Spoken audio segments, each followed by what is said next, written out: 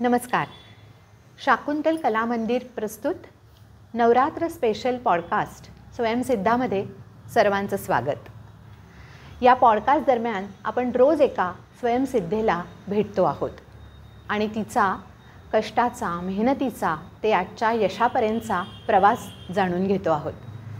आजच्या आपल्या स्वयंसिद्धा आहेत चित्रा देशपांडे. चित्रा देशपांडे म्हटलं की लहान मुलं ते महिला या सर्वांना देशविदेशात संगीताच्या कार्यक्रमांसाठी घेऊन जाणाऱ्या आकारच्या संयोजिका म्हणून आपल्याला त्यांची ओळख आहे. आज आपल्या पॉडकास्टमध्ये त्यांचा हा आकारच्या यशापर्यंत येण्याचा जो सगळा प्रवास आहे तो आपण जाणून घेणार आहोत. नमस्कार चित्राताई. नमस्कार. स्वयंसिद्धामध्ये तुमचं स्वागत. खूप खूप आभार. मी आता म्हटलं तसं की आकारचा आजच्या ह्या यशापर्यंतचा जो प्रवास आहे तो तुमचा जो झालेला आहे सगळा, त्याच्या मागे खूप मेहनत आहे, कष्ट आहेत, तर ते आम्हाला आज जाणून घ्यायचे आहेत. मला सुरुवातीला असं विचारायला आवडेल की तुम्ही आता हे सगळं काम पुण्यामध्ये राहून करता आहात, पण तुम्ही मूळच्या पुण्याच्या आहात? नाही, मी मूळची नागपूरची. अच्छा. म्हणजे नागपूरपेक्षाही मी असं म्हणेन की हिंगणघाटचा जन्म माझा, त्यामुळे सगळे नातेवाईक नागपूर त्या भागात, एटारसी, दुर्ग वगैरे सगळे, भिलाई सगळे तिकडचे. पण मी साधारण 4थीत वगैरे असताना आम्ही नाशिकमध्ये आलो. वडिलांची माझ्या बदली झाली आणि मग मात्र आम्ही नाशिकमध्ये जवळजवळ 40 वर्ष नाशिक आणि नंतर मी 2006 पासून मात्र पुण्यात. ते आता पुण्यातच. म्हणजे तुमचं शिक्षण नाशिकला झालं? नाशिकला सगळं. हो. आणि संगीताचं शिक्षण म्हणजे घरात संगीताचं वातावरण होतं पहिल्यापासून? वातावरण असं नाही म्हणणार, पण माझी आई खूप छान गायची. म्हणजे तिची त्या काळात 80-85 वर्षापूर्वीची गोष्ट म्हणूयात की जेव्हा तो काळच नव्हता बाईनी गाणं म्हणणं किंवा गाणं शिकणं असं, तर त्या काळात तिच्या 4 परीक्षा झाल्या होत्या गांधर्व मंडळाच्या. आणि तिने ते पुढे नाही झालं तिचं, पण ते नकळत मग ते पुढे माझ्यापर्यंत आलं असं म्हणायला हरकत नाही. तुम्हाला घरी कसं तुमचं लहानपण होतं? म्हणजे का विचारते मी की तुमचा जो काळ होता त्या काळात थोडंसं मुलींना वाढवणं आणि मुलांना वाढवणं यामध्ये फरक केला जायचा, म्हणजे विशेषतः संधी देण्याबाबतीत, शिक्षणाच्या बाबतीत. तर तुमचा काय अनुभव आहे हा? नाही, आमच्याकडे अजिबातच तसं नव्हतं. होता तो काळ की मुलगा असावा आणि मुलगा वंशाचा दिवा वगैरे, पण आम्ही तिघी बहिणी. पण वडिलांनी आमच्या कधी हा भेदभाव केला नाही, ना शिक्षणाच्या बाबतीत ना कुठल्याही कार्यक्रमाच्या किंवा कुठल्याही शिक्षणाच्या बाबतीतच असं म्हणेन.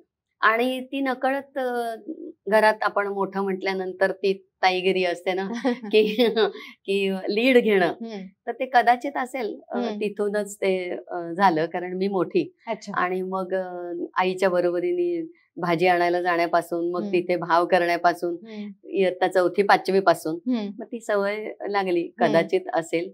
तर ते आणि शाळेचं आमच्या जे संस्कार आपण म्हणतो की शाळा ही एक मोठं तुमचं संस्काराचं भांडार असतं, की जसं घरात तुमच्या संस्कार आईवडिलांकडनं जसे होतात तसे शाळेतनं होतात. आणि शाळेच्या याच्यात गव्हर्नमेंट गर्ल्स हायस्कूलची मी नाशिकच्या शाळा, शासकीय कन्या विद्यालय, तिथे आम्ही आपल्या कायमच स्टेजवर असायचो. बँड असो, गाणं असो, सगळं. तर ते तसं ते डेव्हलप खूप झालं मात्र. अच्छा. म्हणजे लहानपणी कौटुंबिक जबाबदाऱ्या घेता घेता तुम्हाला आज तो सगळा संस्थेच्या जबाबदाऱ्या घेताना उपयोग होतो आहे. तुम्ही आता म्हणालात तसं शाळेतल्या ऍक्टिव्हिटीज मध्ये तुम्ही खूप पुढे असायचा. तुम्ही मला वाटतं संगीत तर आहेच, पण अभिनयही करत होतात ना? त्याबद्दल सांगा थोडं. मी साधारण 11वीत वगैरे असेल तेव्हा मी गाण्याचे कार्यक्रम करायचो आम्ही. आणि ग्रुप होता आमचा स्वरनिनाद म्हणून. तर त्याच्या प्रॅक्टिसेस चालायच्या आणि त्या शाळेत एका चालायच्या. तेव्हा शाळांमध्येच संध्याकाळी शाळेच्या नंतर, शाळा सुटल्यानंतरचे वर्ग हे या प्रॅक्टिसेसना नाटकाच्या वगैरे दिले जायचे. तिथे एक होते सुभाष म्हणून, त्यांनी मला विचारलं. तोपर्यंत मी नाटक वगैरे काही विचार कधी केला नव्हता किंवा गाणं चालू होतं असं म्हणून, पण त्यांनी मला विचारलं. आणि पहिलं नाटक माझा राज्य नाट्य स्पर्धेचा मेन रोल होता. आणि ते इतकं अप्रतिम गेलं की अर्थात त्याच्या दिग्दर्शकाचं पण खूप योगदान होतं, बरोबरच्या कलाकारांचं पण होतं, पण ते खूप नावाजलं गेलं. आणि मग तिथून ते सुरू झालं. मात्र नाटकाचा प्रवास, अभिनयाचा प्रवास सुरू झाला असं म्हणायला हरकत नाही. मग गाडगे महाराजांच्या बायकोचं काम मी एका डॉक्युमेंटरीमध्ये केलं. नंतर मग ती एकांकिका, नाटकं सगळं सुरू झालं. ते पुढे तसं रंगमंचाशी जो संबंध आला तो कदाचित आता शेवटपर्यंत असा चालू आहे. आता आयोजक म्हणून पण हो, संबंध आहेच. तुमचं लग्न लवकर झालं का? कारण त्या काळात लग्न तशी लवकर व्हायची मुलींची. जवळजवळ 20व्या वर्षी माझं लग्न झालं आणि तेव्हा मी शिकत होते, म्हणजे FY ला होते, कॉमर्स ग्रॅज्युएशन मी केलं.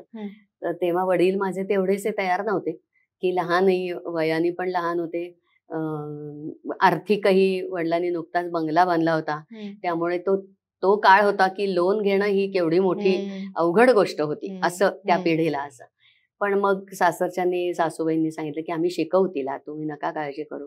आणि मग ते लग्न झालं. मग तेव्हा माझं नाटकही चालू होतं. मात्र म्हणजे मी इकडे आल्यानंतरही माझं हे सगळं जपल्या गेलं. माझं शिक्षणही पूर्ण झालं, माझं गाणंही चालू राहिलं, माझं नाटकही चालू राहिलं आणि एकत्र कुटुंब होतं. एकत्र कुटुंब म्हणजे 15 माणसांचं घर होतं. आणि मला म्हणजे सासूबाईंच्या नणंद म्हणजे माझ्या आत्ते सासूबाई, त्यांनी असं सासूबाईंना विचारलं की तू इतकी लहान सून घरात आणतीयस तर कसं करणार आहे, ती मोठी सून आहे पण ती लहान आहे अजून. तर त्यांचा एकच शब्द, आज इतकी 40 वर्ष झाली, त्या म्हटल्या मी आहे ना. अच्छा. तर तो मी आहे ना हे इतकं मोठं असतं की त्या वयात आपल्याला कळत पण नाही मुळात, किंवा असं मी म्हणेन की खूप लवकर जेल झाले मी त्या फॅमिलीत की हे आपलं आहे आता असं. पण त्यांनी जे म्हटलं मी आहे ना तसं ते निभावलंही. हो, निभावलं. म्हणजे माझा कुठलाही नाटकाचा प्रयोग असो, कार्यक्रम असो, त्या समजा बाहेरगावी कुठे गेलेल्या असतील तर त्या आणि माझे मामे सासरे ते धुळ्याला असतात, तर ते साहित्यिक आहेत, तर ती दोघंही जण आठवणीने तिकडून त्या प्रयोगासाठी येणार. तर ते खूप मोठी कौतुकाची गोष्ट होती की मी नाहीये तर असं नाही, त्या तेवढ्यासाठी ऍडजस्ट करून त्या येणार. आणि खूपच छान होतं. म्हणजे काहीच त्याला त्या काळाचा विचार केला ना तर हे खरंच खूप दुर्मिळ आहे की सासूनी सुनेला असा कलेसाठी पाठिंबा देणं, हे खूप छान आहे. आणि पण एकीकडे मग मुलं बाळ संसार हेही सगळं सुरू होतं. नाही, मला 22-23व्या वर्षी सुदीपचा जन्म झाला. ती 2-3 वर्ष माझी म्हणजे ग्रॅज्युएशन माझं होत आलं, संपत आलं, आणि मग मी सुदीपचा जन्म आणि मग पुढे संसार असं ते सगळं सुरू झालं. त्यामुळे ते, आणि एकत्र कुटुंबात एक मोठा फायदा असतो की मूल कुठे वाढतं, फक्त आई वडिलांवरती जबाबदारी पडत नाही आणि मूल कसं वाढतं कळत, संस्कार आपोआप घडतात, सगळंच होतं. त्यामुळे ते कळलं नाही. मूल मोठं झालं, ती अटॅचमेंट मुलाला पण राहते सगळ्यांचं आणि आपल्यालाही असते ती, त्यामुळे ते तसं होत गेलं.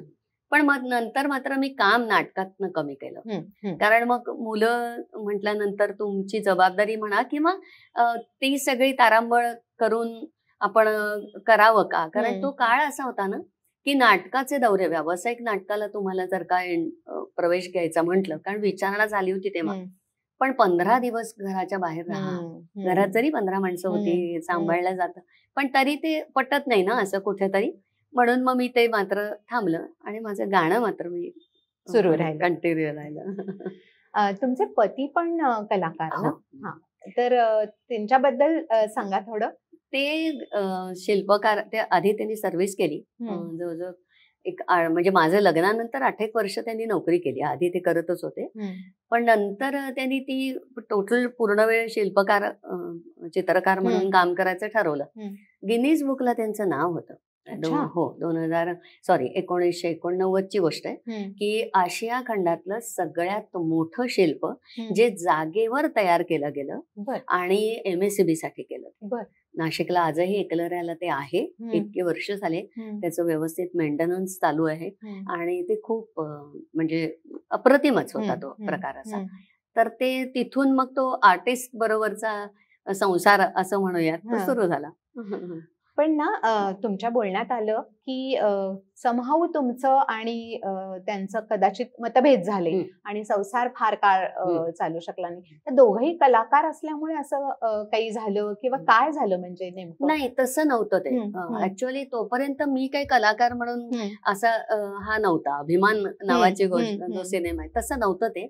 पण झालं असं की आपण म्हणतो ना की कलाकार हा आधी माणूस असतो आणि फार काळ नाही, जवळजवळ मुलगा माझा आर्किटेक्ट होईस्तोवर संसार चालू होता. म्हणजे लग्नाला 25 वर्ष झाल्यानंतर मग मी बाजूला झाले, त्यातनं बाहेर आले म्हणजे असं.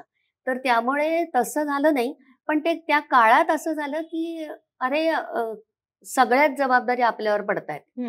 ही पण जाणीव नव्हती मुळात की सगळ्या जबाबदाऱ्या आपल्यावर पडतायत, मग मीच का करू. कारण तो काळ नव्हता की एकाने घर सांभाळायचं एकाने दार सांभाळायचं. आपण म्हणतो तसं की पुरुष माणूस नोकरी करतोय, बाईने घर सांभाळायचं. पण ते झालं असं त्या काळात की सगळ्याच जबाबदाऱ्या सांभाळता सांभाळता म्हणजे असं मी म्हणेन की नोकरी करून, संसार करून, मुलांना सांभाळून हे सगळंच करता करता थोडी दमछाक खूप व्हायला लागली. आणि जर का असं व्हायला लागलं ना तर त्याची जाणीवही नसेल तर मग मात्र आपण कुठेतरी आपल्या याचा विचार करावा, असं मी प्रत्येक बाईला असं म्हणेन. म्हणजे की प्रश्न तो नाहीये की वेगळं होणं हा काही मार्ग नसतो त्याच्यावरचा, पण प्रत्येकाच्या गोष्टीला एक सहनशीलतेचा एक परिमाण असावं. आणि ते तसं नाही झालं तर मात्र मग काहीतरी आपण, आणि ते करता करता आजूबाजूचे लोक, घरातले सगळे, फक्त कोणी सांगत नाही अशा वेळेस. कारण शेवटी हा दोघांचाच निर्णय असतो किंवा काय घडतं हे त्या दोघांनाच माहिती असतं. बाहेरनं दिसतं ते वेगळं असतं, आतलं वेगळं असतं. आणि मग विचार करता करता मग असं झालं की सुदीप आर्किटेक्ट झाला, सुखदा मोठी झाली, MA पोस्ट ग्रॅज्युएशन, दोन्ही मुलं. आणि आपोआप म्हणजे माझा तो मनातला असा विचार होता की मुलांनी नाही विचार आपल्याला असं कधी पुढे म्हणू नये की आई तू नको होतं हे करायला. हे खूप मोठं असतं की मुलांना तुम्ही जन्माला घालता ना, मुलं तुम्हाला नाही सांगत की आम्हाला जन्माला घाला. त्यामुळे बाळाला तुम्ही जन्म दिलात की त्याला उभं करायचं ही जबाबदारी तुमची असते. मी काही केलं, मी हे केलं, मी ते केलं, मी मुलांना खूप वाढवलं, काही वेगळं नाही करत आहात किंवा काही उपकार नाही करत आहात, नका घालू जन्माला. समजा तुम्हाला हे जर का नंतर कंटिन्युअस ऐकवायचंच असेल किंवा ते रडकथा गायची असेल तर नका घालू ना, कोण जबरदस्ती करताय तुमच्या. तर पण ते तसं नाही झालं. ते झालं असं की खूप गृहीत धरल्या गेलं आणि लक्षात असं आलं की सगळंच आपण करतोय. तर मग आपण झालं, आता आपण कुठेतरी यातनं बाहेर पडूयात तर कदाचित आपण आणि आपल्या मुलांचं आयुष्य हे पुढचं चांगलं जाईल. तुम्ही सगळं म्हणताय म्हणजे आर्थिक जबाबदारी सगळी म्हणजे तुम्ही निभावत होता. हा, म्हणजे त्यांनी कमी केलं नाही कुठेच. पण मी असं म्हणेन की 6 महिने जर का तुम्ही म्हणजे एक फॉर जनरल एक्झाम उदाहरण सांगते की तुम्ही मुलांना म्हणाल की 4 दिवस मी जेवायला नाही तुला घालू शकत आहे, एक जनरल म्हणते, म्हणजे आमच्या घरात नव्हतं. आणि 5व्या दिवशी तुम्ही जिलबी द्याल, नाही ना चालत. तुम्ही रोज मीठ भाकरीचं जे जेवण आहे तेच देणं गरजेचं आहे. तुम्ही जिलबी देऊ नका की नाही. म्हणजे एक असं म्हणूयात की कंटिन्युटी राहिली पाहिजे तुमच्या त्या. म्हणून आपण बघतो आज की झोपडपट्टीतला मुलं सुद्धा काय म्हणूयात की समाधानी असतात, सुखात असतात. तर ते तसं होत नाही गेलं. आणि ती जबाबदारी जर का टाळल्या गेली ना तर ते योग्य नाही. म्हणजे संसारात जे सातत्य लागतं, जबाबदारी निभावणं असतं, तिथे ते कमी पडायला लागलं किंवा त्याचं जाणीवच राहिली नाही की करतोय ना समोरचा माणूस, मग आपण नाही केलं परस्पर होतंय. परस्पर होत. आणि मग त्या ह्याच्यात मात्र मला मुलांची साथ प्रचंड. म्हणजे मुलं म्हणाली की तू म्हणशील त्याला आमचा होकार असेल. दुसरं असं की सुखदाने मला की आई हे बघ तू की आम्ही तुला असं नाही म्हणत की हो किंवा नाही, निर्णय तुझा आहे, पण तू आमच्या लग्नाच्या नंतर, कारण वयत अशी होती ना मुलांची, तर नंतर तू अजून अडकशील की नंतर तुला हा प्रश्न पडेल की आता मुलीच्या सासरचे काय म्हणतील, मुलाच्या सासर. ऑब्व्हियस आहे कुठल्याही बाईच्या आयुष्यात या गोष्टी येऊ शकतात. तेव्हा निर्णय तू घे, पण तो आत्ता घे. म्हणजे तुला पुढचे तुझ्या आयुष्यातले बरेचसे प्रॉब्लेम हे संपतील. मला ते पटलं. आणि सुदीपचं तर कौतुक मी असं म्हणेन की प्रचंड कौतुक आहे मला माझ्या मुलाचं, की त्यांनी नंतर माझ्या बरोबरीने जी साथ दिली ना आर्थिक. कारण एक शिक्षिका म्हटल्यानंतर तुमचं इन्कम किती असतं की जेव्हा तुम्ही मुलीचं लग्न, मुलाच्या जबाबदाऱ्या, शिक्षण आणि हे सगळं, तर तिथं मात्र सुदीपनी प्रचंड, म्हणजे एकीकडे मॉरली सपोर्ट सुखदाचा जसा होता तसा सुदीपचा हा सगळा होता. आणि त्यामुळे मी त्या नावेतनं छानपैकी तरुण गेल्या असं मी म्हणेन. की आता नंतर मग मी माझं जसं 2014 पासून आकार सुरू झालं, आपल्या इन्कम वाढत गेलं, सगळं झालं. पण ती वेळ खूप महत्वाची असते. आणि त्या सगळ्याच्यात ना मुलांचं आयुष्य कुठेही डिस्टर्ब होऊ नये. ऑलरेडी झालेलं असतंच खरं म्हणजे, तर ते होऊ नये आणि त्याच्यासाठी मला माझ्या मुलाने मात्र म्हणजे जसं आकार हे नाव त्यांनी दिलं. अच्छा. हा, त्यांनी सांगितलं की आई तू मुलांना शेप देतेय, शेप आहे ना आकारचा अर्थ, तर ते आकार ठेव. तो आर्किटेक्ट आहे पण मला आवडलं ते. आणि त्यांनी ती जी जबाबदारी, सुखदाचं लग्न असो, स्वतःचं लग्न असो, त्याच्यात माझी मदत ही तुटपुंजीच ना. कारण आपल्याला जेव्हा हौसेने सगळ्या गोष्टी करायच्या असतात तर ते आपोआप ही बाजू कोणीतरी सांभाळणं गरजेचं असतं आणि ते तुमच्या मुलांनी सांभाळावं ही खूप मोठी गोष्ट आहे. त्यामुळे ते असं करत करत ते इथपर्यंत आलं. असं. तुम्ही मग नाशिक मधून पुण्याला कधी आला? मी 2006 ला. म्हणजे हे सेपरेट झाल्यानंतर? मी 2000 सालच असं होतं की 2000 ते 2002 तो पिरियड असा होता सगळ्या याचा. आणि म्युच्युअली बाहेर पडलो. त्याच्यातनं काही भांडण नाही, वाद नाही, कोर्ट कचेऱ्या नाहीत, काही नाही, शांतपणे. उद्या मुलांच्या वेळेला आपण परत दोघे असू, कारण मुलांच्या आयुष्यातला आनंद नाही ना, कुठलाही आनंद जाऊ नये असं म्हणून. त्यामुळे मग सुखदा MA करायला जशी पुण्यात आली, सायकोलॉजीचं पोस्ट ग्रॅज्युएशन, मग मी पुण्यात आले. कारण नाशिक सिम्बायसिस, पुणे सिम्बायसिस, अच्छा, सर्व्हिस माझी तशी होती, त्यामुळे मला ते जास्त सोपं गेलं. मग तुम्ही इकडे या सिम्बायसिसला ट्रान्सफर घेतली आणि मग माझं पुढे मग माझे क्लासेस, माझी नोकरी, आणि मग करत करत करत असं छान पुण्यातलं आयुष्य सुरू झालं असं म्हणूयात. त्याबद्दल थोडं सांगा, त्या फेज बद्दल, की तुम्ही म्हणलात तसं की शाळेतली नोकरी, क्लासेस आणि मुलं मोठी होती पण त्यांचे शिक्षण आणि हे सगळं चालू होतं, सुखदाचं वगैरे, हे सगळं कसं होतं तेव्हाचं रुटीन? रुटीन म्हणजे विचार करायला वेळ नाही. कारण क्लासेस शनिवार रविवार घ्यायचे आणि सोमवार ते शुक्रवार शाळा असायची, त्यामुळे आठवडा कुठे जायचा. कारण सुदीप शिक्षणासाठी आधी पुण्यात होता, भारतीय विद्यापीठ मधनं त्यांनी आर्किटेक्चर कम्प्लीट केलं आणि नंतर तो नोकरी लागला. त्यामुळे मग मी आणि सुखदा, तर ते सगळं, सुखदाचे डान्स क्लासेस, तिचं कॉलेज, या सगळ्याच्यात मला नाही आठवत की साधारण तो काळ कुठे निघून गेला. आणि ते आपण म्हणतो ना की मुळातच मी सुखदाचे बाबा पण सगळे वर्कोहोलिक लोक होतो. म्हणजे काम म्हटलं की आम्हाला दुसरं काहीही सुचत नाही, जेवण नाही, खाण नाही, तहान नाही असं म्हणतो तसं ते होतं. त्यामुळे ते आणि मग ते सतत शोधणं ना, म्हणजे म्हणून म्हटलं की आकार पुढे कसं आलं, तर ते त्यातनं पुढे आलं ऍक्च्युअली. शाळेमध्ये तुम्ही मुलांबरोबर काम करत होता, त्यातून आकारची कल्पना आली का? कारण मुलांना संगीत शिकवता शिकवता त्यांच्यासाठी काही करावं असं ते आलं का? त्याबद्दल थोडं सांगा. कसं झालं की रिटायर्डमेंट, आपण एक आता 2014ची गोष्ट आहे, मी जेव्हा आकारचा विचार केला, 18 पर्यंत आम्ही, 18ला मी रिटायर्ड होणार होते. तर रिटायरमेंटच्या नंतर नॉर्मली आपण क्लासेस घेतो, याच्या व्यतिरिक्त संगीत शिक्षिका म्हणून नोकरी करत असताना दुसरं काय ना असं, किंवा स्वतः काही गाण्यांना चाली लावल्या वगैरे याच्या पण त्या शाळेत शिकवण्याच्या प्रवासात माझ्या लक्षात असं आलं, म्हणजे रादर मी असं सगळ्या पालकांना पण आज मला सांगायला हे जास्त आवडेल की ठीक आहे, तुम्ही ट्रायल अँड एरर बेसिसवर करतात की त्याला हे पण पाहिजे, ते पण पाहिजे, ड्रॉइंग झालं, कथक नृत्य झालं, जिम्नॅस्टिक झालं, स्विमिंग झालं, एवढं करून त्यांनी मार्क्सही मिळवले पाहिजेत, तर हे नाही ना शक्य. तर त्या याच्यात असं होत होतं की मुलं जात आहेत क्लासला, गाण्याच्या, वादनाच्या, सगळ्याला जात होते, पण 4 परीक्षा झालेल्या मुलाला एक छोट्याशा रागाची फक्त बंदिश म्हणून दाखव. कोरस आपण जेव्हा स्पर्धेसाठी मुलं निवड करतो, तर कॉन्फिडन्स नव्हता मुलांना. तर मी म्हटलं अरे हे कुठेतरी चुकतंय बरं का, म्हणजे आई वडील बघत नाहीयेत का? तर काही पालक बघतात, काही क्लासला जातोय ना, किंवा त्यातनं असं असतं की आम्हाला त्यातलं समजत नाही, आम्ही काही गाण्यातले नाही आहोत, त्याला आवड आहे म्हणून त्याला आम्ही पाठवतो. तर हे पण चुकीचं आहे. मी असं म्हणेन की तुम्ही मुलाला पाठवताय ना, तुम्ही त्या शिक्षकांशी संवाद साधा की करतोय का, येतय का, आवडतंय का, तुम्हाला काय वाटतंय, हा एक कम्युनिकेशन आणि मुलाशी संवाद. तर हे कुठेतरी मला ते जाणवलं आणि मग मी म्हटलं आपण हे 2018 नंतर रिटायरमेंटच्या नंतरचा आपला हा असा काही प्लॅन आपण करू शकतोय का. मग मी त्या दरम्यान तो साधारण म्हणजे 2012 पासून हे डोक्यात होतं आणि मग तो मला मार्ग असा मिळाला.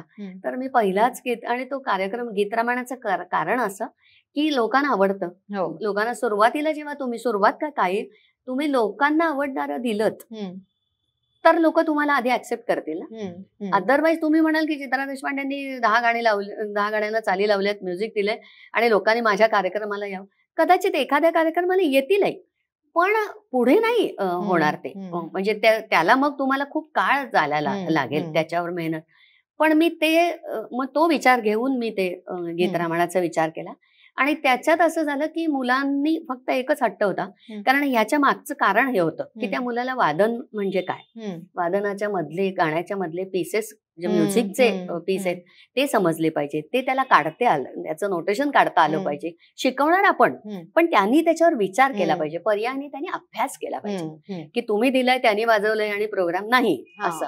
तर शेवटी तो गुण त्याचा अभ्यासाचा त्याच्यात रुजला तर तो आयुष्यभर पुढे उपयोगी पडणार आहे. मराठी निवेदन म्हटलं तर मुलांची भाषा सुधारते, मराठी वाचन सुधारतं, अर्थ कळायला लागतात शब्दांचे. तर हे सगळं एक शिक्षिका म्हणून ते माझ्या डोक्यात आलं आणि मग मी तो कार्यक्रमच असा बांधला की गायन, वादन, निवेदन सारं काही मुलांचं. अच्छा. आणि मग ते जवळजवळ 10 वर्ष त्या ह्याच्यावर चालू राहिलं. मुलांबरोबर वेगवेगळे कार्यक्रम वेगवेगळे केले. आणि देशात तर झालेच, पण परदेशातही तुम्ही मुलांना घेऊन गेला. त्याच्यात 1-2 आठवणी सांगा. मी सावरकरांची गीतं, स्वतंत्रते भगवती म्हणून कार्यक्रम केला. आणि सावरकर माहितीये अजून मुलांना अभ्यासाला ऐकून जेवढं असतील तेवढं, पण अभ्यास असेल तर कुठेतरी. तर त्या जेल, सेंट्रल आपण सेल्युलर जेल, मग तिथलं सगळं सावरकरांचं आयुष्य आणि तिथं कार्यक्रम. अच्छा. तो अनुभव वेगळा होता आणि मुलांना खूप त्याच्यातनं माहिती मिळाली की कसं, किती अवघड आयुष्य आपल्या आधीच्या लोकांनी काढलंय, आपल्याला किती कम्फर्टेबल आपण आयुष्य जगतोय, आपले आई वडील आज आपल्याला सगळं देतायत, पण तेव्हा पूर्वी नव्हतं. हे कुठेतरी त्यांच्यात यावं. श्रीलंकेत गीत रामायण केलं. अच्छा. तर श्रीलंका म्हणजे रामाचंच, त्यामुळे तिथं गीत रामायण व्हावं. बँकॉक, थायलंडला विश्व मराठी साहित्य संमेलन, तिथं मुलांना घेऊन सावरकरांची गीतं. असं ते दुबईला गीत रामायण केलं. अशी ती सगळा तो प्रवास सगळा असा छान झाला मुलांना घेऊन. आणि त्यांना ते आपण इंटरनॅशनल कार्यक्रम करतोय, तो एक मोठा अभिमानाची गोष्ट मुलांसाठी होती ना अशी. पण पालकांनी पण खूप छान त्याला हे केलं. मध्ये करोनाच्या काळात आम्ही एक उपक्रम असा राबवला की गदी माडगुळकरांचा जन्मापासून ते मृत्यूपर्यंतचा प्रवास हा 13 गाण्यांचा. 20 ऑक्टोबर त्यांचा जन्मदिवस असतो, तर तिथून प्रत्येक महिन्याला एक व्हिडिओ आम्ही युट्यूबला, म्हणजे करोनाच्या काळात पण आकार बंद नव्हतं. अच्छा. ऑनलाईन चालू. आणि त्याचं शूटिंग मात्र प्रॉपर पत्रकार भवन मध्ये प्रॉपर केलं. घरात बसून आपण व्हिडिओवर करतो तसं नाही केलं. आणि पालकांनी प्रचंड साथ दिली. म्हणजे त्याच्यासाठी तर 2 गाण्यांसाठी एका मुलाला त्याचे आई वडील लखनौहून घेऊन आले होते. त्यांची बदली तेव्हा तिकडे झाली. ते म्हणे नाही ताई, आम्ही येतो. तर हे जे पालकांमध्ये पण तितकंच पाहिजे, तर ते मूल पुढे तेवढं चांगलं तयार होतं. म्हणजे अगदीच घरातलं माझंच उदाहरण आहे की सुखदाच्या कथकच्या बाबतीत मला कधीच आठवत नाही की मी लग्न कार्य आहे आणि मग मी नाही येत, किंवा मी तुझ्या कार्यक्रमाला तू नको जाऊस, हे आमच्याकडे कधीही झालं नाही. 10वी होती सुखदाची तरी फेब्रुवारीपर्यंत सुखदा कार्यक्रम करत होती. तर हे जेव्हा सातत्याने मुलांमध्ये ती गोष्ट जावी आणि मग त्याचे रिझल्ट तुम्हाला मिळतील, असं मला ते सतत पालकांना सांगायचं होतं. मुलांबरोबर तुम्ही करतच होतात काम, पण गेल्या वर्षीपासून आता सगळ्या सख्यांना घेऊन तुम्ही कार्यक्रम करत आहात. आणि आपला हा स्वयंसिद्धा पॉडकास्ट आहे, महिलांच्या बाबतीतला आहे, स्त्री शक्तीच्या बाबतीतला आहे. तर त्याबद्दल आता काय सांगाल की सगळ्या ह्या आपल्या सामान्य घरातल्या बायका, काहींनी कदाचित संगीत शिकलेलंही नाहीये, अशा सगळ्यांना घेऊन तुम्ही कार्यक्रम करताय आणि पुन्हा त्यांनाही तुम्ही आता देशात आणि परदेशात घेऊन जाताय. तर सखी गीत रामायण यामागची एक काय कल्पना होती? कसं आहे ना की मुलांच्या बरोबर करत असताना त्या गीत रामायणाचं नाव बाल गीत रामायण होतं. तसं सततच तुम्हाला जर का नाविन्याची ओढ असेल, असं मी म्हणेन की आता हे झाल्यावर पुढे काय, पुढे काहीतरी करूयात ना नवीन. तर ते असं मी आणि नेहाते चिपळूणकर, तर त्यांच्याशी असं आम्ही दोघे जणी बोलत होतो. आणि मी म्हटलं आपण महिलांसाठी, तर त्यांच्या ते डोक्यात खूप होतं कधीच. आणि मग मी म्हटलं की आपण गीत रामायणच, पण ते महिलांसाठी करावं असं माझ्या डोक्यात आहे. तर ते मी सुरू केलं. आणि मग त्याला अशी अट नाही ठेवली की गाणं शिकलेला पाहिजे किंवा इथून एवढंच वयोगट पाहिजे. कारण त्याच्या मागचं कारण आहे की साधारण 45च्या पुढे बाई रिकामी होते थोडीशी. सांसारिक जबाबदाऱ्या, मुलं मोठी झालेली असतात आणि त्या सगळ्या ह्याच्यात तिच्या लक्षातच येत नाही की आपलं काहीतरी आपण काही आवड आपली राहिली किंवा ती जोपासायला हवी होती, ते नाही तिला कळत. आणि ती ते संसारात तिच्या ह्याच्यात इतकी छान, आणि आता रिकामं झाल्यानंतर तिला असं वाटतं की अरे आता घरात माझी गरज कमी आहे, मुलांना त्यांचा विषय आहे, अजून पतिराज अजून त्यांच्या नोकरीच्या ह्याच्यात, त्यामुळे ते दिवसभर बिझी आहेत, मी काय, आणि मग मी माझा वेळ कसा घालवू. तर त्या सगळ्या दृष्टिकोनातून म्हणून मी ती वयाची अट किंवा संगीताची अट नाही ठेवली. आणि खरंच असं झालं की त्याचा रिस्पॉन्स खूप छान मिळाला की कित्येक बायका पहिल्यांदा जेव्हा आल्या, पहिल्यांदाच म्हणजे पहिल्या प्रॅक्टिसला 20 ते 25 बायका होत्या, आणि त्यांना तो एक मोठा आनंद होता की ताई तुम्ही शिकवताय तर आम्हाला सगळ्यांच्या बरोबर म्हणता येतंय, की अरे हो मला म्हणता येतंय, किंवा मी इतरांच्या बरोबर म्हणणं हे सुद्धा अवघड आहे ना म्हणजे. तर तिथून ते जे वाढलं, आणि मग तो जो आम्ही मेसेज टाकला की एक गीत रामायणातलं गाणं किंवा कुठलंही तुमचं गाणं एक तुम्ही पाठवलं आम्हाला, तर थोडासा आपल्याला अंदाज येतो. पण शिथिलता होती त्या अटीच्या बाबतीत. आणि मग असं झालं की त्याच्या ब्रांचेस झाल्या, शाखा झाल्या. PCMC झालं, नाशिक उंटवाडी शाखा झाली, आता तर या जून पासून DSK मध्ये शाखा आहे, नांदेड सिटीत आहे. असं ते वाढत वाढत ते रोपटं आता इतकं वाढलं की मग आता ते 70 बायकांना घेऊन, 70 सख्यांना घेऊन, मग 100 सख्यांना घेऊन असे ते सगळे कार्यक्रम गीत रामायणाचे झाले. जवळजवळ वर्षभरात 20 कार्यक्रम. आणि ते कसे कार्यक्रम झाले की आता समजा तू आहेस तर तू मला सांगितलंस की ताई माझ्या ओळखीचे कोणी आहेत, मी जाऊन बोलू का त्यांच्याशी, आणि ठीक आहे नंतर तुम्ही या त्यांच्याशी बोलायला.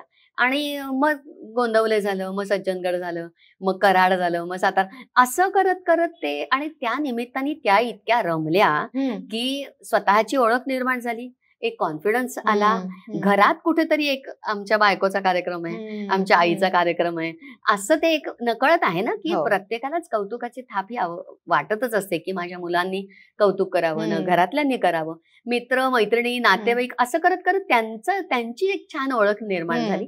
आणि त्या छान मैत्रिणी झाल्या की जे आत्ताच्या घडीला हे खूप आवश्यक आहे की घरात माणसं कमी आहेत, मुलं परदेशात गेलेली आहेत, आणि मग ती मैत्रीण तिला जी ती सखी मिळाली की मग सुखदुःख शेअर करण्यापासून, वाढदिवस करण्यापासून, ते आता सगळंच आमच्या आकारमध्ये मोठं कुटुंब झालं. किती जणी आहेत आता, म्हणजे ह्या सगळ्या शाखा नाशिक पुणे सगळ्या धरून पिंपरी चिंचवड, किती जणी आज आपल्याकडे शिकतात सांगू का? साधारण 135च्या घरात आहे. हो, म्हणजे 135 घरातल्या या सगळ्या बायकांच्या आयुष्याला या निमित्ताने तुम्ही आकार देताय असं म्हणलं तरी हरकत नाही. त्यांचे काय अनुभव होते, म्हणजे आपण हे स्वयंसिद्धात बोलतोय म्हणून, कारण गाणं काहींनी शिकलेलं नाही, अनुभव नाही स्टेजचा, आत्मविश्वास नसतो, तर ते त्यांना तुम्ही कसं हे सगळं शिकवता? त्यांना ना बसण्यापासून सुखदा असते थोडीशी या बाबतीत, थोडी म्हणजे माझी शिस्त तसं सुखदाचं ऐन वेळेचं त्यांना सूचना ज्या असतात, आणि ते एक जण कडक आहे दुसरा खूप मऊ आहे असं जे आपण करतो, तर त्यांनी ना त्या खूप खुलल्या मुळात की आपण स्टेजवर कसं बसलं पाहिजे, किंवा गाणं चालू असताना पाणी प्यायचं नाही, आपण लोकांच्या समोर बसलो, लोक आपल्याला बघतायत, असं इतक्या बारीक सारीक की पदर सुद्धा तुमचा असा कुठेही गेला नाही पाहिजे, तो दुसऱ्या सखीच्या मागेच गेला पाहिजे की जो पुढे दिसणार नाही, अशा ज्या छोट्या प्रेझेंटेशन आणि ते त्या शिकल्या खूप. आणि मग ते अप्रतिम, म्हणजे आता खरं एवढंच आहे, कारण त्या बायकांना त्यांचा सुद्धा फरक कसा जाणवला की पहिला कार्यक्रम आम्ही 2 वर्षापूर्वी अनंत चतुर्दशीच्या आधी 2 ऑगस्ट 2024 29 ऑगस्ट 2024 केला होता आमच्याच सोसायटीच्या क्लब हाऊस मध्ये. तर ते त्यांनी आता रेकॉर्डिंग ऐकलं ना की त्या म्हणतात ताई आम्ही इथे चुकलो होतो, इथे असं झालं होतं, पण तो इतका सुंदर झाला होता तेव्हा. आणि आता त्यांना जेव्हा ते जाणवतंय की अरे आपण आता काय म्हणतोय, तर शेवटी हेच यश आहे ना त्यांचं की त्या हे शिकल्यात याच्यातनं सगळ्या, म्हणजे त्यांचा तो अधिकाधिक कौशल्याचा जो प्रवास आहे तो यातून होतो आहे. फार छान. आता तुम्ही सगळ्या सख्यांना घेऊन परदेशातही जात आहात, तर त्याबद्दल थोडं सांगा. आता गडबड पुढच्या 2 महिन्याची अशी आहे की ज्याच्यात तुझा पण सहभाग तर तो असतोच, प्रत्येकच वेळेस असतो, की 4, 5, 6 नाशिक आहे विठुरंग म्हणून 3 दिवस आम्ही विठुरंग कार्यक्रम करतो. विठ्ठल गीतांचा. काय झालं की गीत रामायण झाल्यानंतर मग वेगवेगळ्या विषयांवर आपण घेऊयात असं म्हणून गेल्या 3 वर्षात आता कृष्णरंग, विठुरंग, गीत रामायण, हिंदी गीत रामायण, मराठी गीत रामायण. हिंदी गीत रामायण तर आपण चित्रकूट, अयोध्या, वाराणसीला मागच्या वर्षी आम्ही करून आपण सगळेजण जाऊन आलो. तर ते झालं 4, 5, 6 की 7, 8 2 दिवस गेले. तर 9 ते 13 ऑक्टोबर माउंट अबूला प्रजापिता ब्रह्माकुमारी सेंटर जे आहे त्यांची ग्लोबल मीट आहे तिथे इंटरनॅशनल, आणि त्याच्यासाठी त्यांनी आपल्याला 1 तासभर दिलाय. तिथे त्यांची गाणी सादर करायची आहेत. तर ती मागचा पूर्ण महिना ती गाणी नवीन बसवली आहेत आपण आणि त्याची प्रॅक्टिस चालू आहे. हा सख्याने एक वेगळा अनुभव आला. ते झालं की दिवाळीचं बायका परत आपल्या आपल्या ह्याच्यात झाल्या की नोव्हेंबरमध्ये 11 नोव्हेंबरला बालीला इंडोनेशियाला हिंदी गीत रामायण सादर करायला जातो आहोत. ते झालं की डिसेंबरला मोठा कार्यक्रम 100 ते 125 या सगळ्या महिलांना घेऊन गीत रामायण परत मोठा कार्यक्रम करतो आहोत डिसेंबरमध्ये. असं हे या वर्षीचं शेड्यूल आहे असं मी म्हणेन. आता सगळी धावपळीच मुख्यतः शेड्यूल दिसतंय. चित्राताई, तुम्ही मुलांबरोबर काम केलेलं आहे, तुम्ही ह्या सख्यांबरोबर महिलांबरोबर काम करता आहात. आजच्या काळातल्या मुलींना तुम्हाला काय सल्ला द्यावासा वाटतो? म्हणजे मी दोन्ही अर्थाने म्हणते आहे की कामाच्या दृष्टीने पण, आणि आपण आता बघतो की छोट्या छोट्या कारणांनी संसार मोडत असतात. तर तुम्हीही तुमचा आत्मनिर्भरतेचा प्रवास केलाय, तुमचा स्वाभिमान जपलाय, पण तुम्ही आजच्या मुलींना काय सल्ला द्याल? सल्ला असं मी म्हणणार नाही, पण एक वयाने मोठं, अनुभवाने मोठं असं म्हणूयात की मागची पिढी पुढची पिढी म्हणतो ना, की त्या नात्याला ना कुठेतरी थोडा वेळ द्या. म्हणजे जो आत्ताचा आपण थोडासा हे चालू आहे ना, लग्न झालं की 6 महिन्यात 2 वर्षात हे जे विभक्त होत आहेत, जे प्रमाण जास्त वाढलंय, तर तसं होऊ देऊ नका. की आपण म्हणतो ना गुण अवगुण शेवटी प्रत्येकातच असतात. ऍडजस्टमेंट ही सगळीचकडे असते, पण त्याला ना संसार दोघांचा आहे, तो दोघांनी मिळून करायचा आहे. हे जर का डोक्यात ठेवलं तर ते जास्त सुकर होऊ शकतं. आणि वेळ देणं म्हणजे काय तर समजून घेणं, संवाद साधणं एकमेकांशी, की हे मला पटतंय, हे मला नाही पटत आहे. म्हणजे मग प्रत्येकच जण त्याच्यावर काम करेल ना, की फक्त मला पटत नाही आणि मला नाही जमणार आहे, मी चालले निघून, किंवा तुला नाही जमत आहे तर ठीक आहे मी बघतो. तर हे नको. म्हणजे मग हे ह्याला कुठेतरी आळा बसायला, बांध बसायला. कारण काय आहे ना की प्रत्येकालाच संसाराची गरज आहे. तुम्ही किती म्हणाल की तुम्ही आज आर्थिक खूप सक्षम आहात, पण प्रत्येकाला एकमेकांची गरज आहे. आणि ती गरज ओळखून जर का तुम्ही संसार सांभाळायचा प्रयत्न केलात तर मला नाही वाटत की हे जे आत्ताच समजा 50% वर गेलं असेल प्रमाण, कारण इतकं वाढलंय, म्हणजे हे भयानक आहे. म्हणजे कारण ते कदाचित कुठेतरी 10% वर यायला मदत होईल. आणि बऱ्याच वेळा असं होतं की तो तारुण्याचा जो एक आर्थिक, आपण आपल्या पायावर उभे आहोत, तारुण्याचा एक मला काही गरज नाही, मी करेन, असं नाहीये. 40-45च्या नंतर तुम्हाला जाणवतं की कोणाची तरी संगत आपल्याला हवी आहे, कोणीतरी आपल्याला साथीला हवंय आणि ते आपलं असावं. मग ते का ते आधीच नसावं, मग ते आधीच नसावं तर त्याच्यासाठी कुठेतरी प्रत्येकानेच ऍडजस्टमेंट करत जर का गेलात, अतिच व्हायला लागलं तर इट्स ओके ना, मग त्याला काहीच. कारण शेवटी दोन्ही बाजूंनी असं आहे की अति करून कुठल्याच गोष्टीचं स्ट्रेच करू नका नातं. आपण साधं मैत्रिणींमध्ये, मित्रामध्ये सुद्धा बघतो ना की एका लिमिट पर्यंत ती मैत्री राहते आणि फारच स्ट्रेच व्हायला लागलं तर बाजूला होतात. तर ते तसं झालं तर कदाचित हा प्रमाण कमी होईल. आणि रादर मी असं म्हणेन की ते कमी व्हायलाच मदत प्रत्येकानेच करा, तर ही समाज व्यवस्था, कुटुंब व्यवस्था टिकायला मदत होईल. आणि फक्त समाजासाठी आणि कुटुंबासाठी नाही तर स्वतःसाठी म्हणून हे करा की तुमचे खूपसे प्रॉब्लेम हे पुढचे कमी होतील. आयुष्यात एकटेपणा येणार नाही. आणि मग माणसाची गरज जेव्हा निर्माण होते या आत्ताच्या परिस्थितीतल्या लोकांना, तर तेव्हा पैसा खूप असेल पण तुमच्या जो आपला माणूस नसेल. तर या गोष्टीची कुठेतरी जाणीव ठेवा आणि या सगळ्याला कुठेतरी विराम द्यायला जर का सवय केली तर ते जास्त चांगलं होईल असं मला वाटतं. म्हणजे स्वाभिमान तर स्वतःचा जपा, पण इतकंही टोकाला जाऊ नका की सगळं तुटून जाईल. अगदी बरोबर. मला वाटतं आजच्या ह्या आपल्या पॉडकास्टच्या गप्पांमध्ये आकारच्या चित्राताईंनी लहान मुलांच्या आणि महिलांच्या आयुष्याला आकार देत असताना त्यांनी पण काय काय करावं, कसं जगावं, कसे विचार जपावेत हे सांगितलं. धन्यवाद चित्राताई, तुम्ही आमच्या ह्या पॉडकास्टमध्ये आलात आणि तुमचे विचार मांडलेत. मनपूर्वक धन्यवाद. थँक्यू.